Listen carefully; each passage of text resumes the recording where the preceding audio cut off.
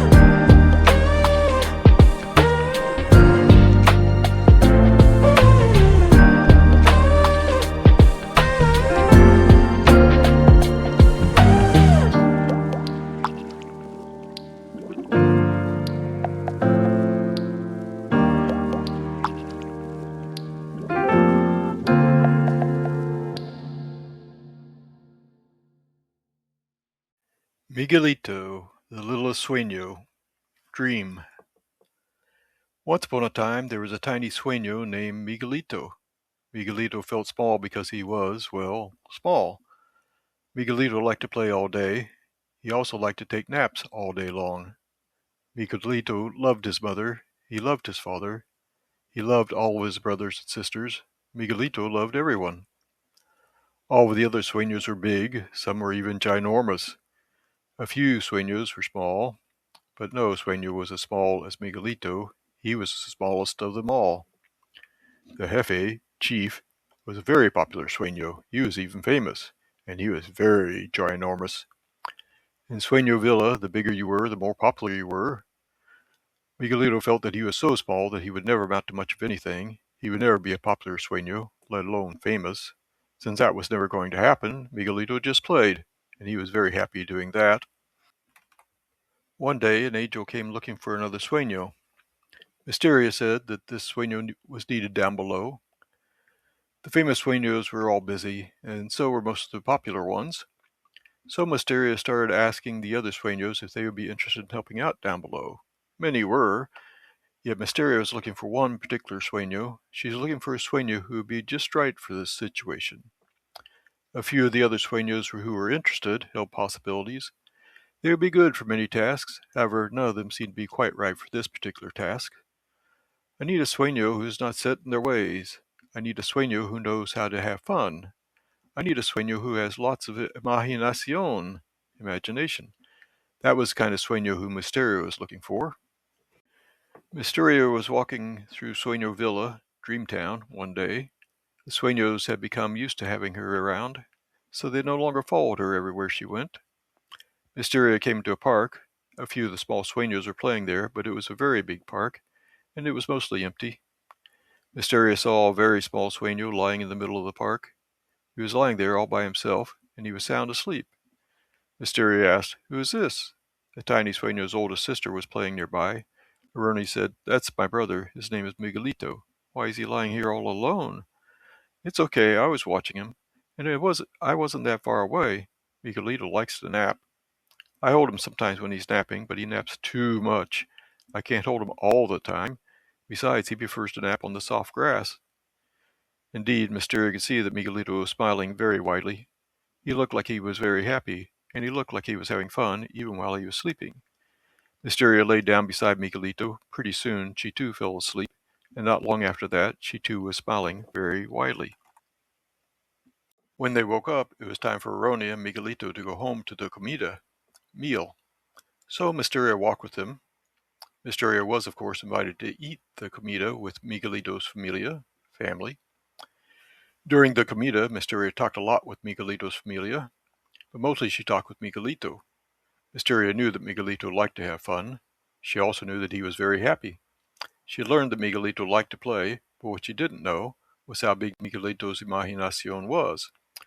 Miguelito had a ginormous imaginación. His thoughts weren't set in any one particular way or other, so his imaginación was practically unlimited. But Miguelito didn't know what the word imaginación meant, nor did he know how to answer Mysteria's question when she asked how big his imaginación was.